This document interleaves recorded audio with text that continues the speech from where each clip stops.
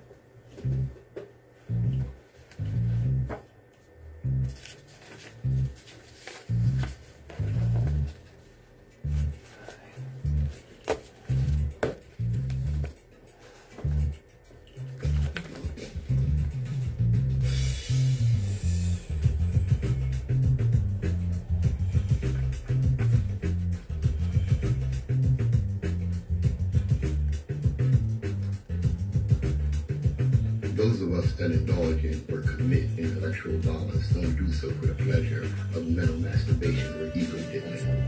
We do so because the chains of oppression on people's minds are deep and difficult to remove.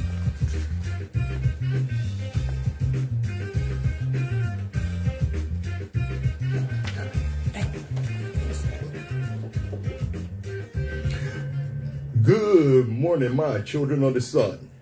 Welcome to the Open Eye on WHGE 95.3 FM, the education advocacy station. Good morning, Sherry. How you doing? All right. We are ready to get it started. I'll start off with an announcement.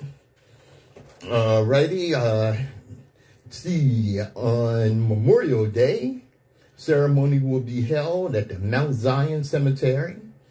Okay, and that's located just over the railroad tracks across from the Silverbrook Cemetery. Join us as we pay tribute to our veterans and loved ones buried at this historic black cemetery. That's Monday, May 29th at 11 a.m. on Memorial Day. And of course, we know, or those of us that don't, let me inform you that yes, Memorial Day was started by black people. WHGE 95.3 FM. Well, this week we lost a giant. I'm going to grab the notes here. Anna Mae Bullock. And for those of you who don't know who Anna Mae Bullock is, I don't know how you don't know. That's Tina Turner. She's known as the Queen of Rock and Roll. She rose to prominence as the lead singer of the Ike and Tina Turner Revue before launching a successful career as a solo performer. Turner began her career with Ike Turner's Kings of Rhythm in 1957 under the name Little Ann. She appeared on her first record, Box Top, in 1958. In 1960, she debuted as Tina Turner with the hit single A Fool in Love. The duo Ike and Tina Turner became one of the most formidable live acts in history. Yes, they were. They released hits such as Gonna Work Out Fine, River Deep, Mountain High, of course, Proud Mary, and the Tina Turner penned tune, Nutbush City Limits. She was from Nutbush, Tennessee. In the 1980s, Turner launched one of the greatest comebacks in music history. Her 1984 multi-platinum album, Private Dancer, contained the hit, What's Love Got to Do With It, which won the Grammy Award for Record of the Year and became her first and only #1 song on the Billboard Hot 100. At the age of 44, she was the oldest female solo artist to top the Hot 100. Her chart success continued with Better Be Good to Me, Private Dancer, We Don't Need Another Hero, which was from the movie Thunderdome, Typical Male, The Best, I Don't Want to Fight, Golden Eye. During her break, Every Rule World Tour in 1988, she set a then Guinness World Record for the largest paying audience for a solo performer. There was 180,000 people in that audience. Turner also acted in the films Tommy and Mad Max Beyond Thunderdome, for which she sang the theme song as mentioned earlier. In 1993, What's Love Got to Do with It? A biographical film adapted from her autobiography, I, Tina, My Life Story, was released. In 2009, Turner retired after completing her Tina 50th anniversary tour, which is the 15th highest grossing tour of the 2000s. In 2018, she became the subject of a jukebox musical, Tina. As of May 2023, Turner has reportedly sold around 100 to 150 million records worldwide, becoming one of the best-selling recording artists of all time.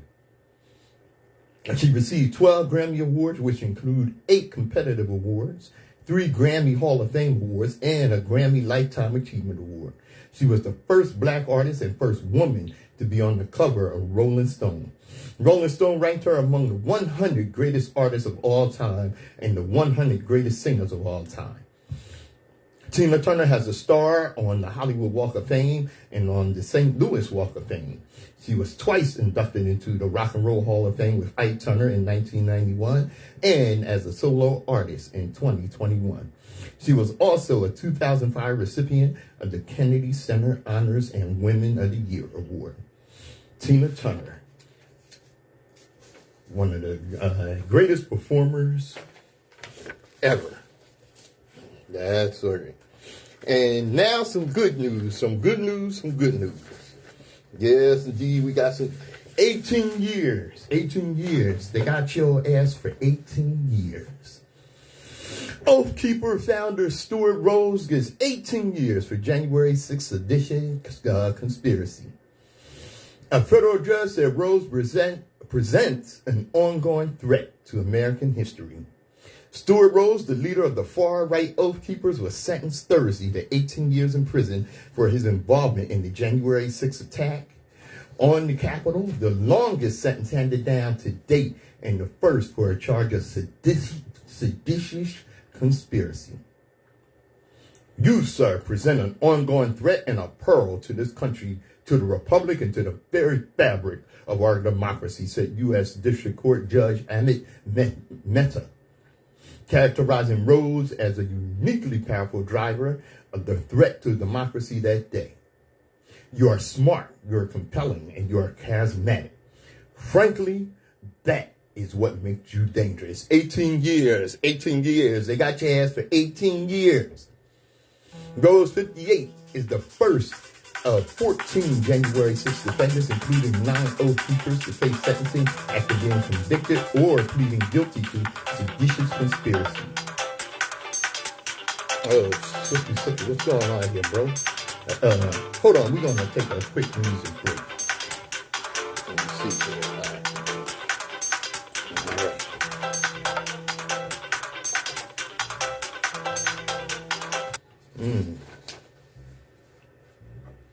right. Wait a minute now. Okay, what's up, Bourne? You seem to have a problem with us here, brother. All right. Now, let's get back to this. Brother Bourne, you got something to say? Put a message on the Facebook Live. Okay. Rose 58 is the first of 14 January 6th defendants, including 9 Oath Keepers. We already said that.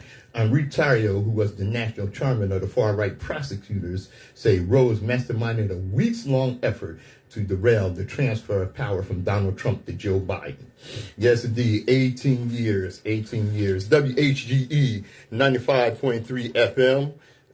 We're going to take a quick music break. Let's see here what we got. Yeah, let's get with this. Okay.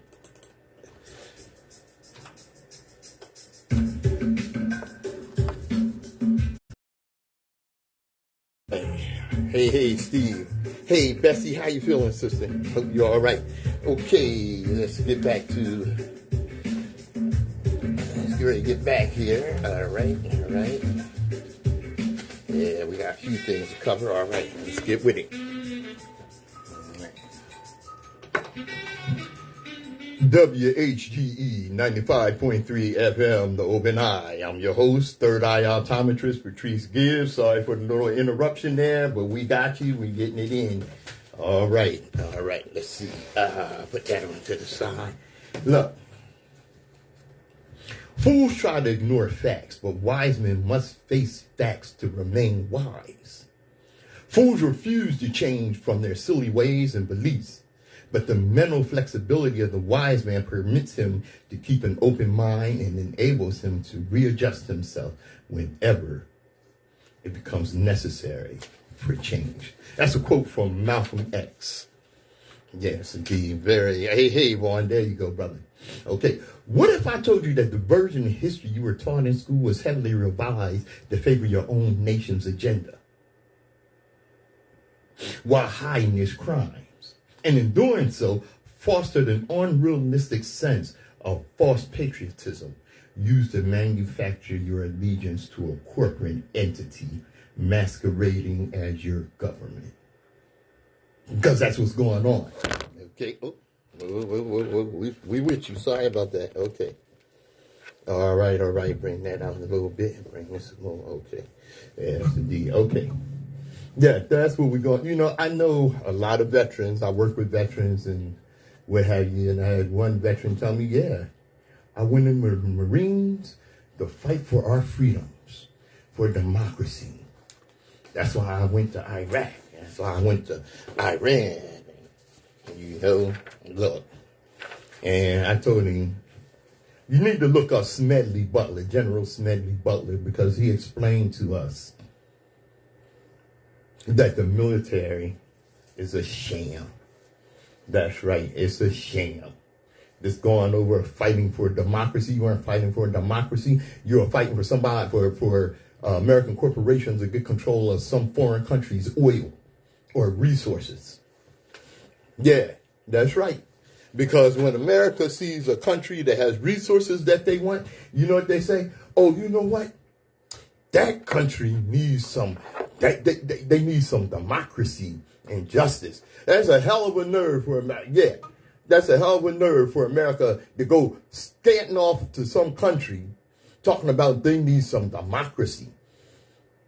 They need some human rights and what have you. Meanwhile, America continues to lynch black people in the street. That's right. Their militarized police force is militarized to go after black people.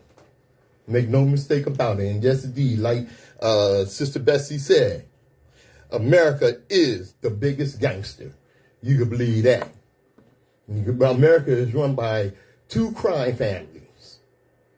They call themselves the Democrats and the Republicans. They're more like the Genovese family and the Gambino family. The difference? Because really they're two wings on the same bird. Two sides of the same coin, like Brother Nsoromma likes to say. Two sides of the same coin. Okay, the thing is, the Genovese, they're more vicious and more ruthless and what have you. And don't get it mixed, the Gambinos are just as ruthless. But they'll give you some crumbs off the table. As far as the Genovese family, you starve and go to hell. Yeah, that's where WHGE 95.3 FM, the Open Eye. Be right back with you.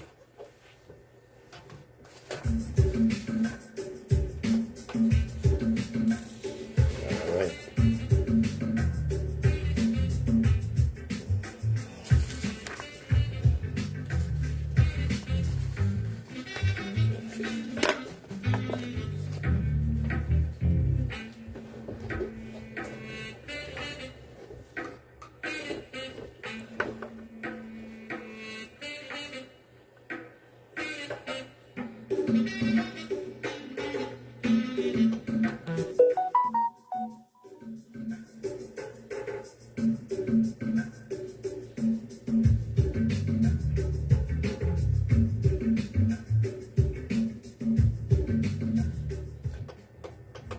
WHGE 95.3 FM, the Open Eye. Just got a message from Nsoromma. He's not going to be able to make it today. All right. I'm on my own, but don't you worry. I got you. You know, one of the things that's going on all over the country right now is the banning of books in all these red states and what have you. because they don't want you to know our history. They especially don't want you to know the history of black people. And what they don't want you to know about the history of black people in this country is how nefarious and evil white people have treated black people. One of the things that you would be hard-pressed to learn in school is the banners that were put up during slavery. For instance, this one. Negroes for sale by public auction. This banner, this poster comes from, it's from a public auction, and it's dated Thursday, 10 a.m., the 12th of April, 1848. Prime and healthy at O'Donnell's auction house. 25 field hands trained at hoeing, chopping, thrashing, baling, plowing. A peaceful lot. No troublemakers, strong, can work in the heat all day long. 10 boys being taught to drive wagons and fetch. They quick learners. 18 women, 8 with future insurance. All house trained, clean looking, ironing and making beans. 6 girls, comely. Let me stop right there. Now, what does that mean when they say a girl is comely? What did that mean in 1848? It meant she was attractive.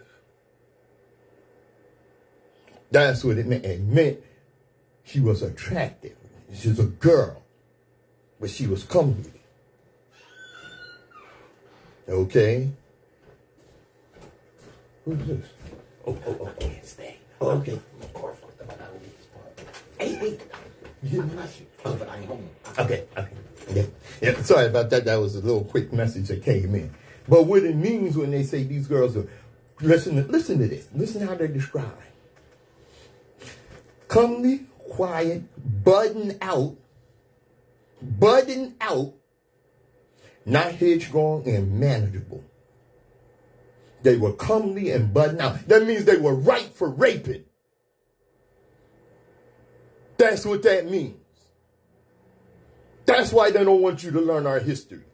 Comely and budding out, meaning they were blossoming. These 12 and 13, 14-year-old girls were coming into their womanhood, into maturity. They were ripe for raping. One female, superior cook, excellent seamstress, also for sale at 1 o'clock.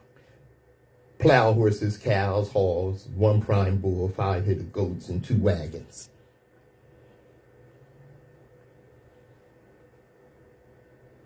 So we were sold along with horses, cows, and hogs. How much you want to bet that them 6 girls who were comely and budding out and ripe for raping were among the first to be sold? They don't want you to know how much they made because they're sick and tired. You know what? Here's what's crazy. They don't want to do nothing about racism. They just want you to shut up about it. They don't want you to know what was gained during slavery. And of course, reparations is not just about slavery, but it's also about the Jim Crow segregation terror that went on after slavery. You know, they like to act like after slavery, everything was all right and we were living in the paradise of America's dream. BS. Let me break this down for you. By 1861, the value of enslaved people in the United States was between $3.5 and $4 billion. Enslaved people were the single largest asset in the U.S. economy, worth more than every manufacturing and interest and railroad combined. How did that happen? America went from 1619, where 20 and odd enslaved people were brought to Virginia, and by 1788, when the Constitution was signed, America was at almost 700,000 enslaved people. And what was that? 1788. The Constitution was actually was ratified in 1789. At any rate, almost 700,000 enslaved people. That's how we were harvesting. That's how America was harvesting 1.5 million pounds of cotton every year. Not to say anything of tobacco, the sugar, and the rice. And the economy went from reliance on the transatlantic slave trade, which the Constitution kept open until 1808. America went from there to reliance on the domestic slave trade. That means breeding black women to have children to continue America's production of cotton, sugar, and rice. And let me tell you about that breeding. It was an awful process. Of course, part of that breeding took place where they had, a strong, healthy male slave. They would blindfold him and have him have sex with several female slaves who were healthy. And amongst those female slaves could be his mother, his sister. They didn't care. And of course, the other side of that was the slave masters who would rape the slave women. And as Bessie pointed out, they didn't just rape the women. They raped the men, women, and children. This is how nefarious these people were. Okay, and of course it wasn't just the products, it was the institutions and the industries that they drove.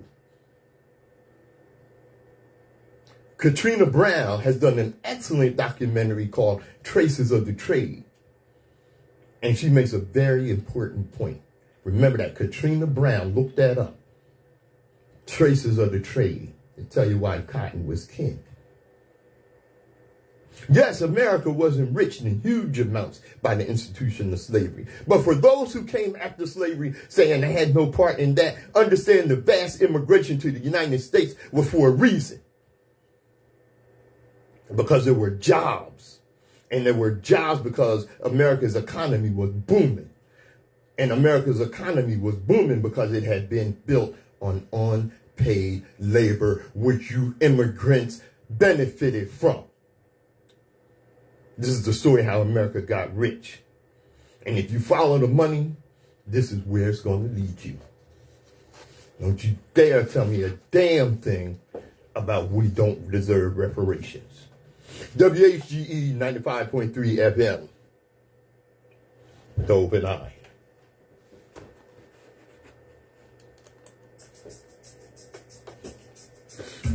Okay. All right.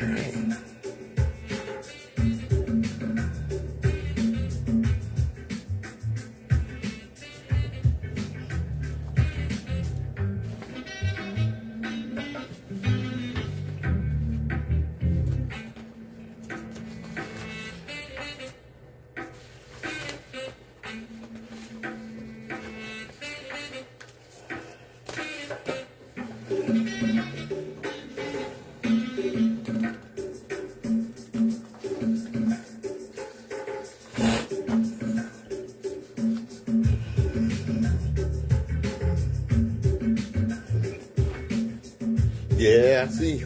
Yeah, I know this fool was running for governor. Ron DeSatan. And like you said, Sherry, yes, he wants to make the country one large Florida. We're going to deal with that.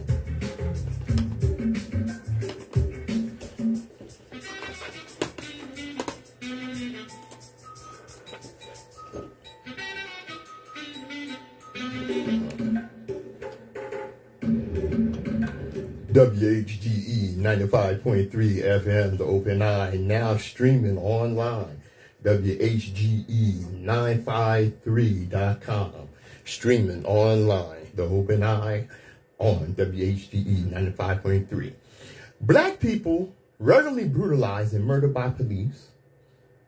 Several black people quietly found lynched in less than a month. Blacks constantly report to police for being N-words on a sunny day, their freedom and lives being put in danger. Do y'all understand where this road leads? Okay? I'm going to give you something on that, so you do understand where this road leads. It's clear that we must find an African solution to our problems, and that can only be found in African unity. Divided, we are weak. United, Africa could become one of the greatest forces for good in the world. Okay? And that quote goes back to the early 60s from Kwame Nkrumah, first prime minister of Ghana after decolonization there. This is a quote from the late great Renoko Rashidi. And this is for those that want to claim they're indigenous to the American shores and we have no connection with Africa. And this is something that I totally agree with Brother Renoko Rashidi. Family, I am Pan-Africanist. I've been all my adult life. For me, I've been all my life. I follow the teachings of such men and women as Marcus and Amy Jacques Garvey, Kwame Nkrumah, Patrice Lumumba, Shank Diop, Kwame Ture, who we know better known as Stokely Carmichael, Malcolm X, Stephen Biko, John Henrik Clark, Thomas Sankara. Look him up. We don't talk enough about Thomas Sankara. Walter Rodney, Peter Tosh, and numerous others. Pan-Africanism means different things to different people. For some, it implies the unification of Africa. But for me, it's more than that. Pan-Africanism is the global unity of black peoples of the world with Africa as the base. Call me a dreamer if you like. All great men and women are dreamers. So I dream and work for global unity of all our people with Africa as the base and all of the power that goes with it. It may take many generations to achieve, but that is the goal that we seek. Indeed, the harder and longer the struggle, the sweeter the victory. This does not mean that we ignore the plight of Africans in America or any one place, but that is only one phase and not the totality of the struggle. I am Pan-Africanist. Ashe. It's from Renoko Rashidi. And I hope you understand where he's coming from. WHGE 95.3 FM.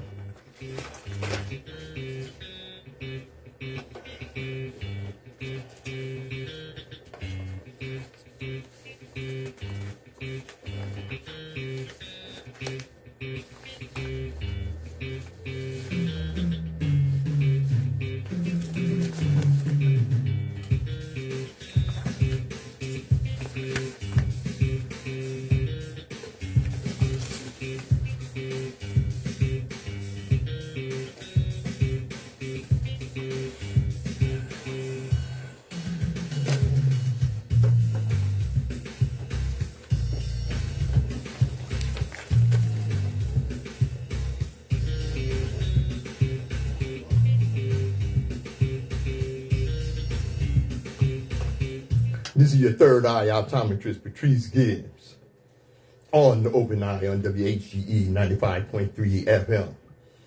You know, I was looking at this thing about the Prime Minister's cabinet in Canada compared to what we have here in the U.S.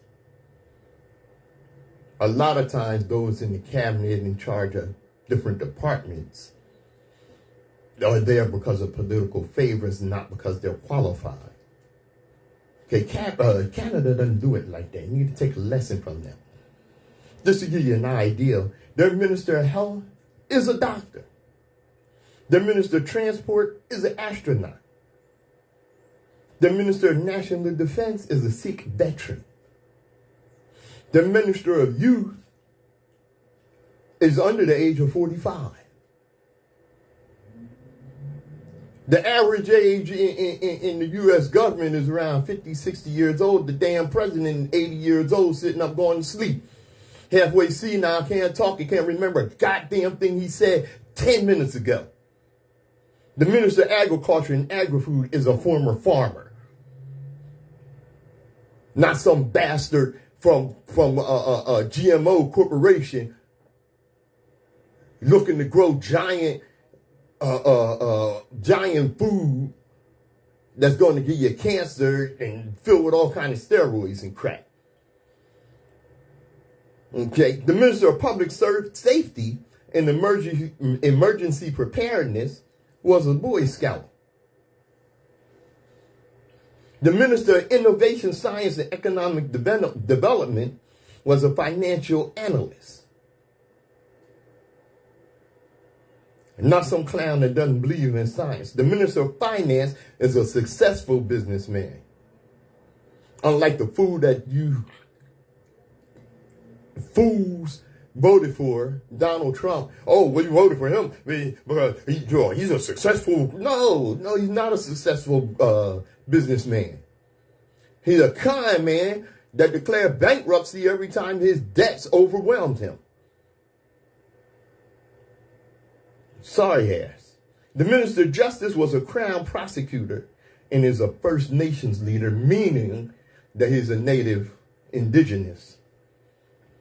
The Minister of Sport and Persons with Disability is a visually impaired Paralympian.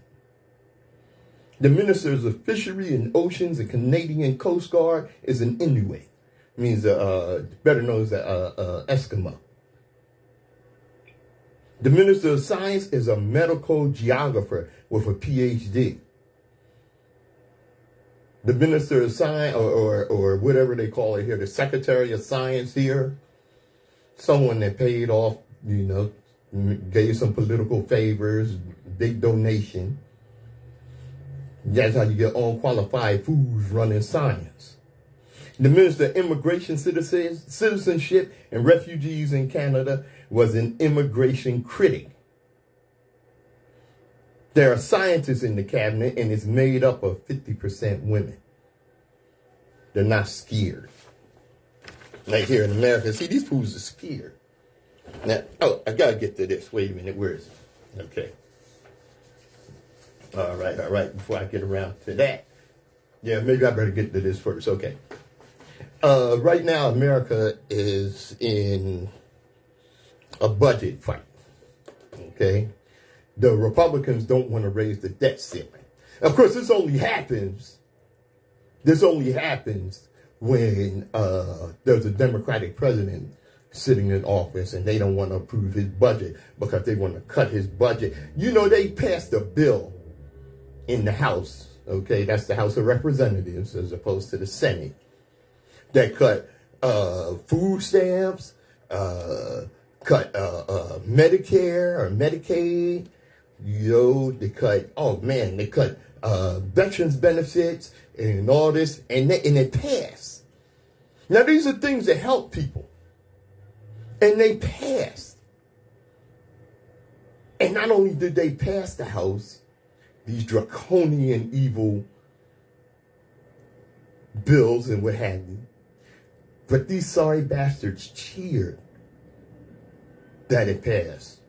They were like, yeah, they actually cheered seeing 21 million people go hungry, seeing 40 million people without health care. They cheered this.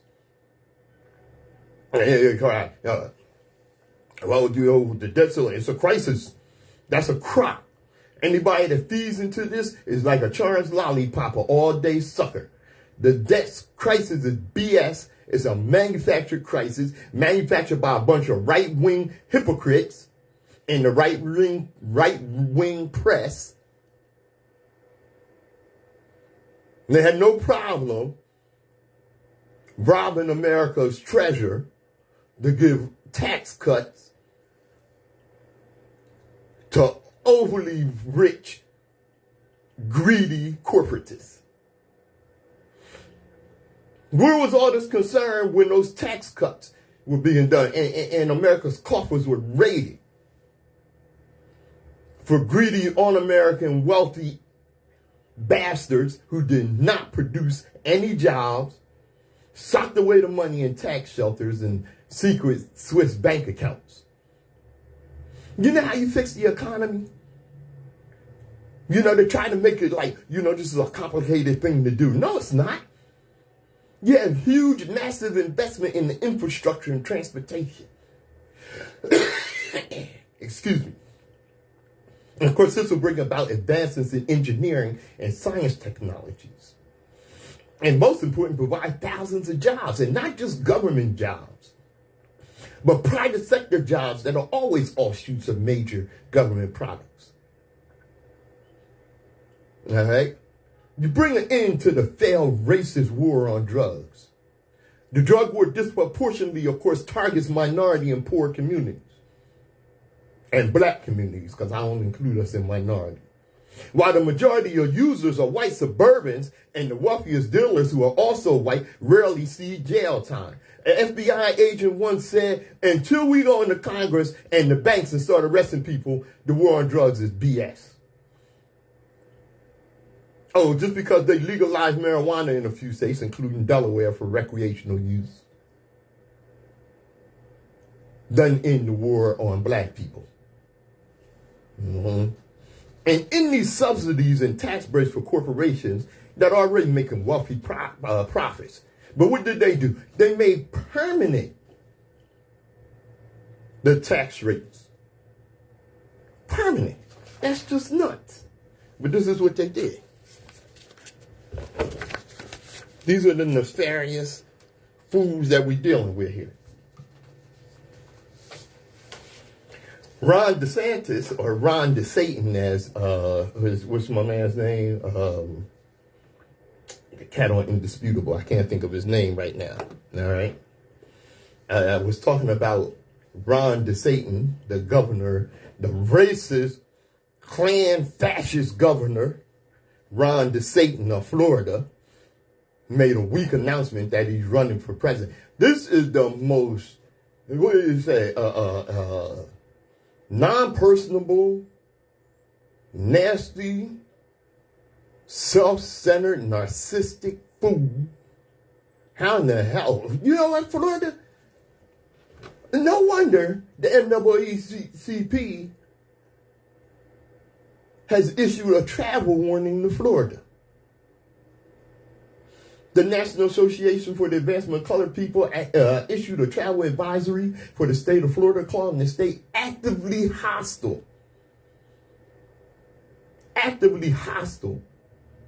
to blacks and minorities, as Florida's conservative government limits diversity efforts in school. Last Saturday, in a press release, the civil rights organization, better known as the NAACP, said the warning travel comes as Florida's Governor Ron DeSantis attempts to erase black history and to restrict diversity, equity, and inclusion programs in Florida. And he's running for president to spread this crap nationwide.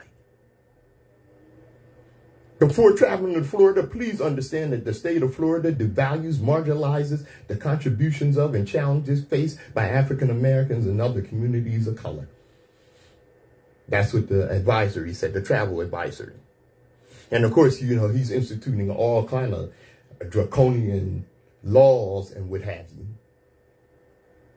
That makes Florida a very unfriendly place unless you're a rich white male. Under DeSantis, Florida's Department of Education has restricted classroom material covering race, gender, sexuality, and other identities. The state's education department has also prohibited mathematics textbooks and other materials for a range of BS reasons, including alleged inclusion of the critical race theory. How do you include critical race theory in mathematics? 3 plus 7 equals 10. 10 plus 9 equals 19. Remind you, 1964, when the Civil Rights Act was enacted. So you can't be doing math like that. This is how nuts these people are. And not only are they banning books, but it's making it criminal to read these books. And you know what this goes back to? This goes back to where blacks were not allowed to even be issued a library card. So you had some southern states where they would build their own libraries and stock them with books that were relevant to black life, that were honest about America's history. And you know what those white terrorists did in the South?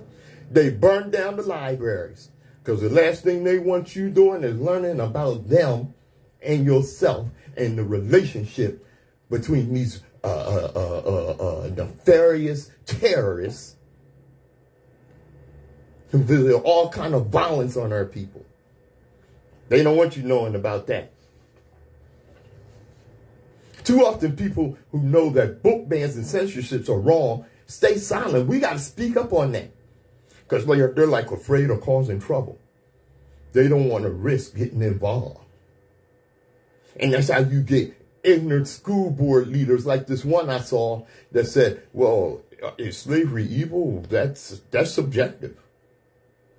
That's subjective. Slavery, that's an opinion. Is slavery wrong? That's an opinion.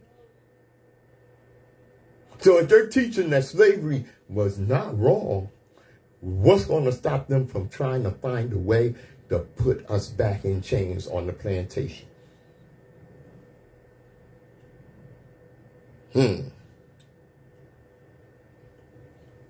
DeSantis, what's the Steve? He even banned Amanda Gorman's poem.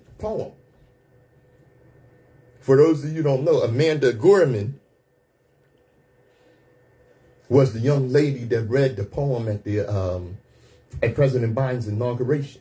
That's banned in Florida. They don't want you reading that in Florida. Okay, this group called Fire, okay, and they're taking a movement to protect everyone's free speech. They're building a coalition that preserves freedom of expression for everyone.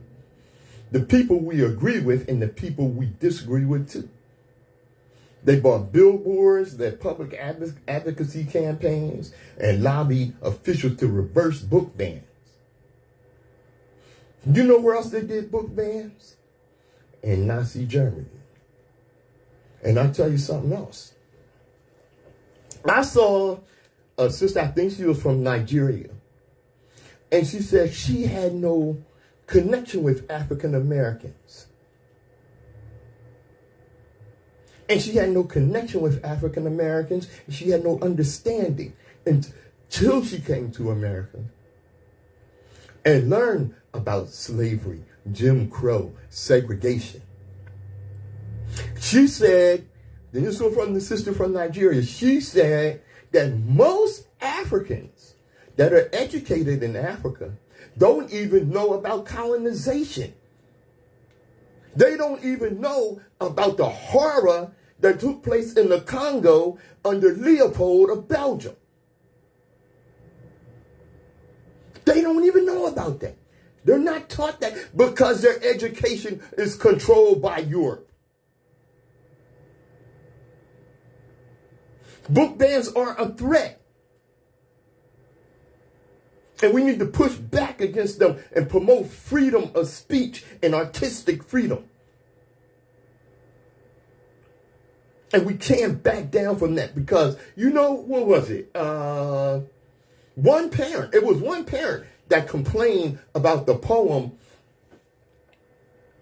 of Amanda Gorman. One parent, one racist, mayonnaise brigade, envelope mob parent, and they banned it. This is all it takes. We got to watch out for that. Now, let me tell you something. Hold on. I got to get back to police brutality. And I got, how much time I got? Yeah, okay. let's see, in Mississippi. Okay. Even when we're in trouble, black people are really reluctant and hesitant to call the cops. Because even when you're the victim of a crime, when the cops show up, they look at you as the problem.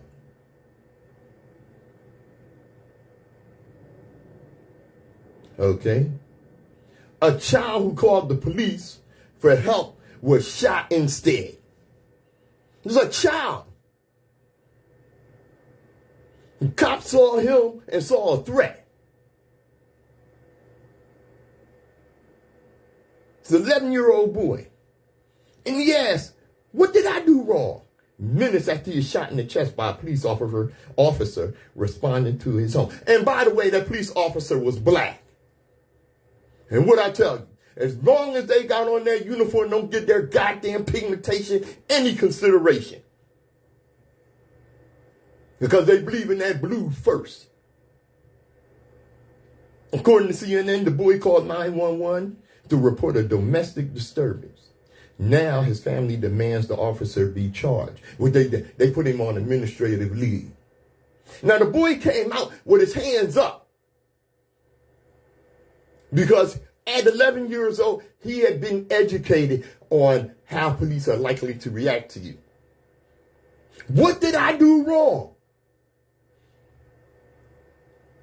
What did I do wrong? Adrian Murray.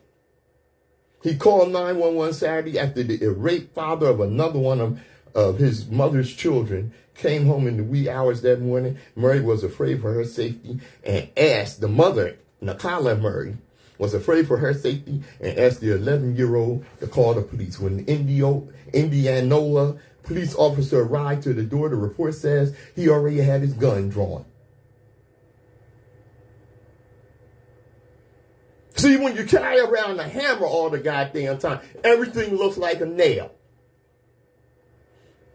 When Mary opened the door, she didn't say the officer walked in, asked any questions, or looked for the father who was the reason for the call. Instead, the officer ordered everyone in the house, Mary, her daughter, and 2-year-old nephew, to put their hands up. Though when Adrian came from his bedroom to the living room with his hands raised, the officer shot him almost immediately. Now, the mother said, he's recovering, thank God. He's shot in the chest. He's given a chest tube and placed under a ventilator at the University of Mississippi Medical Center in Jackson, where he had a collapsed lung, fractured ribs, and a lacerated liver because of the shooting. And he asked, what did I do? 11-year-old child. You gonna tell me this cop didn't know this was a child? Of course he did. Because that's what he looked like. What do you think you look like at 11 years old? Like I said, when you got a hammer, everything looks like a nail. WHGE 95.3 FM, The Open Eye.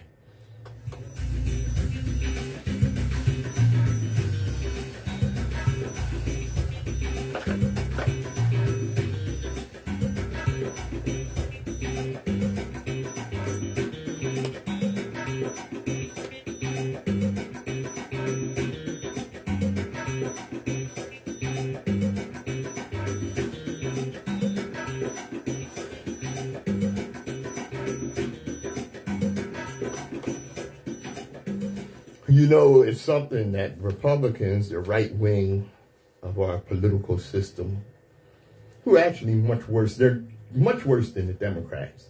Don't get it mixed. Don't get it mixed. It's a false equivalency to actually put them on the same page. They're much worse.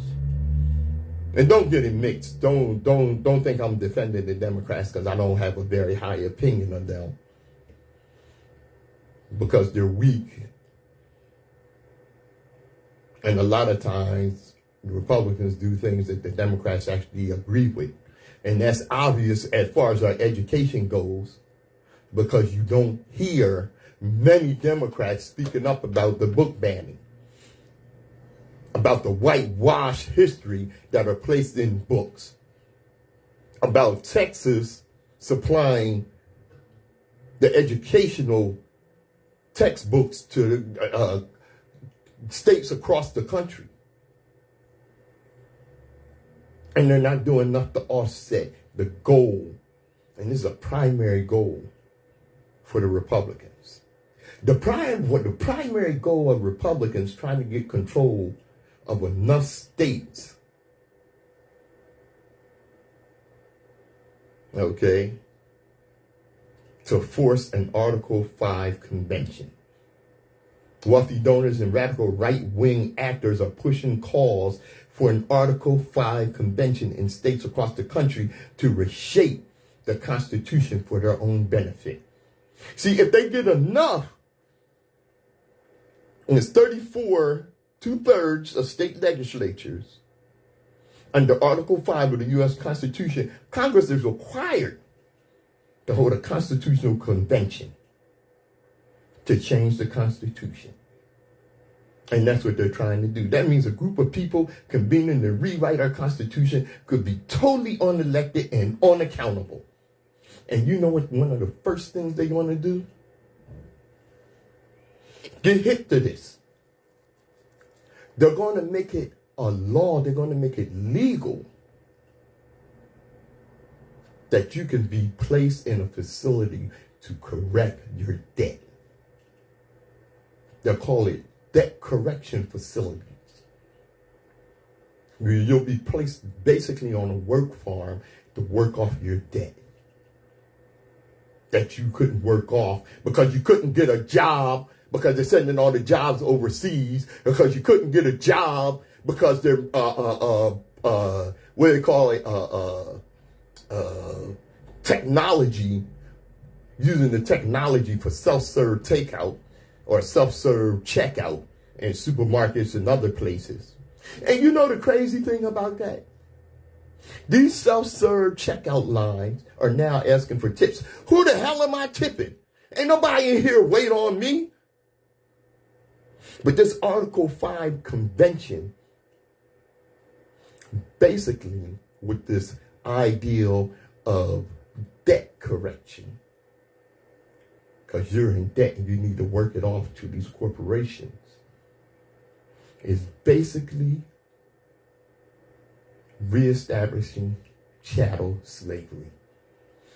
That's what that's about. Y'all better wake up. Y'all better wake up and realize the evil that we're dealing with. WHGE 95.3 FM. I'll be right back with our close.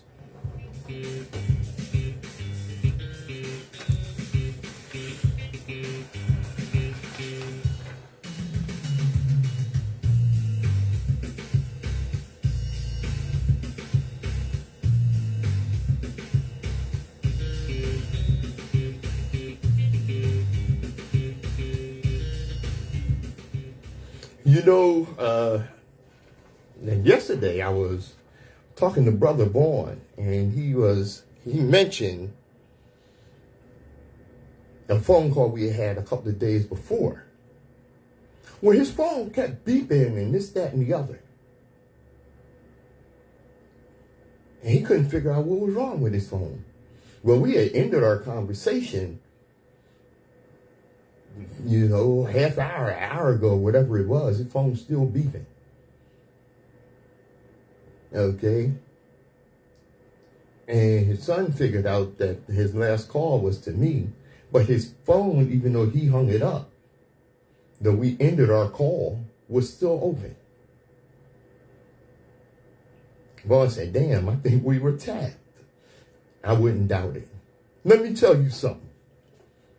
Beloved, understand me well. Should I die at the hands of these white supremacist race soldiers, rest assured I did not commit suicide. I have no martyr complex. Nor did I commit any crime that warranted a death sentence imposed on me on the street. And I don't want no hashtag. I don't want no meme. I do not want a memorial with candles and stuffed animals.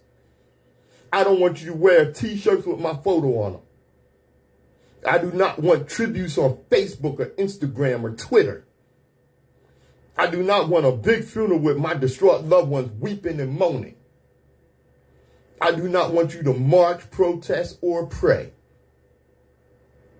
Beloved, understand me well. I want you to avenge me severely. I want you to tear Ish up. I want you to burn Ish down. I want the demise of more than several of those white supremacist race soldiers. Not just in my hometown, but across the nation. Who the hell am I? I am one who refuses to die in vain. I want my demise to be the beginning of the end of our casualties in the genocidal race war on our people. I love you. And as I always tell you, destiny determines who enters your life, but you decide who stays. Therefore, value those who value you, and don't treat those as a priority who treat you as an option. WHGE 95.3 FM. Thanks for joining us on The Open Eye.